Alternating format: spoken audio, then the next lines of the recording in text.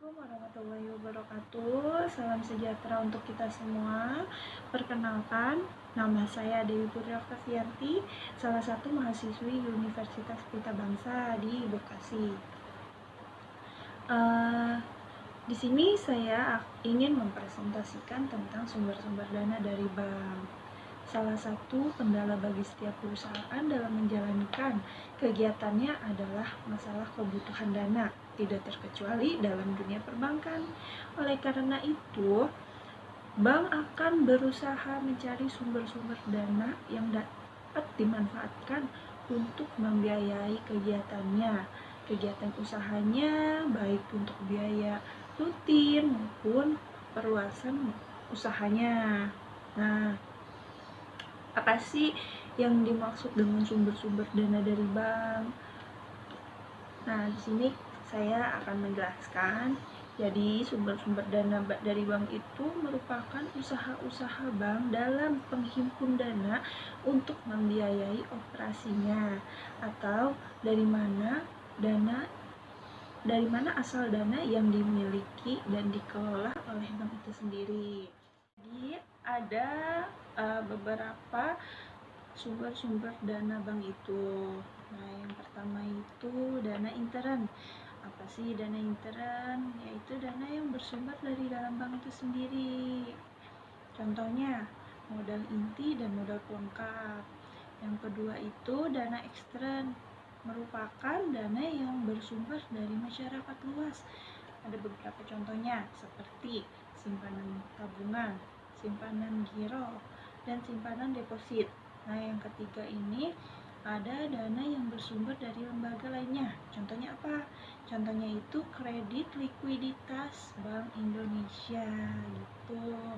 Nah, tadi kita sudah sama-sama tahu ya sumber-sumber dana dari bank.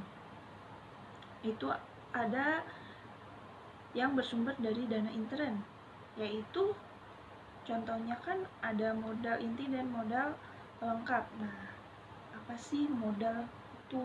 Nah, modal sendiri itu sejumlah uang tunai yang disetorkan pemilik, terdiri dari modal inti dan modal pelengkap. Nah, apa sih modal inti? Maksudnya apa?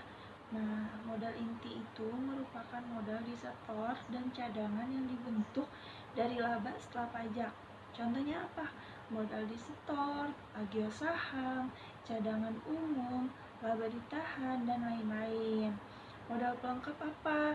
Merupakan cadangan yang dibentuk dari laba. Contohnya, cadangan revaluasi aktiva tetap, dan cadangan penghapusan aktiva dan lain-lain. Yang kedua itu tadi kan sudah dijelaskan ya, dana yang bersumber dana bank itu ada dana yang bersumber dari masyarakat luas. Contohnya itu kan ada simpanan giro. Nah, apa sih simpanan giro itu? Maksudnya yaitu surat perintah dari nasabah kepada bank yang memelihara rekening giro nasabah tersebut untuk apa? Untuk memindah bukukan sejumlah uang dari rekening yang bersangkutan kepada pihak penerima yang disebutkan namanya atau nomor rekening pada bank yang sama atau bank lainnya.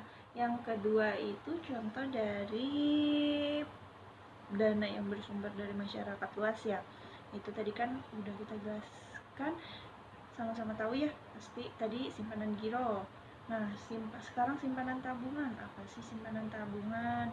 Simpanan tabungan adalah simpanan yang penarikannya dapat dilakukan menurut syarat-syarat tertentu yang telah disepakati, tetapi tidak dapat ditarik dengan cek atau giro atau alat lainnya yang telah dipersamakan. Deposit, apa sih deposito itu? Jadi deposito adalah simpanan yang penarikannya hanya dapat dilakukan pada waktu tertentu berdasarkan perjanjian nasabah menyimpan dengan bank. Jadi, nah di sini ada beberapa jenis deposit. Yang pertama itu deposito berjangka, deposito automatic rollover, sertifikat deposito, deposito call on call. Untuk deposito berjangka merupakan produk simpanan yang memiliki jangka waktu. Penarikannya hanya dapat dilakukan pada waktu tertentu sesuai tanggal yang telah dijanjikan antara deposan dan bank.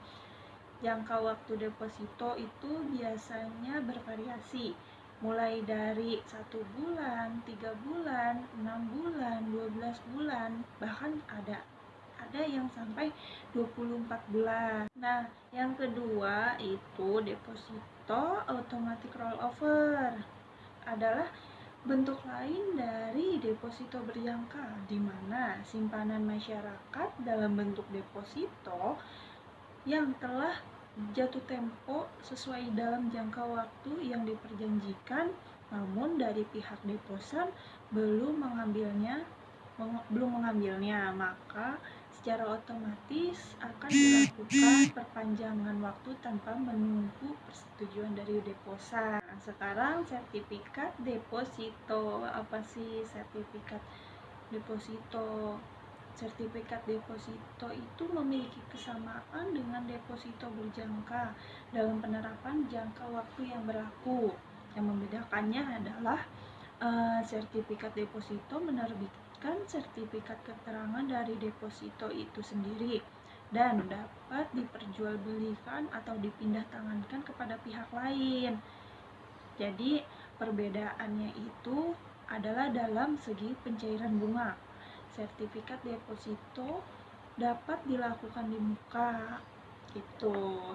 Nah, untuk deposito engkau yaitu deposito yang dikhususkan untuk deposito dalam jumlah yang besar. Pada setiap bank besarnya berbeda-beda yang tergantung ketentuan masing-masing bank itu sendiri. Minimal itu 50 juta, 70 juta, bahkan ada saja yang mencapai 100 juta. Mungkin itu saja yang dapat saya jelaskan, kurang lebihnya saya mohon maaf karena saya juga masih dalam tahap pembelajaran. Cukup sekian, wassalamualaikum warahmatullahi wabarakatuh.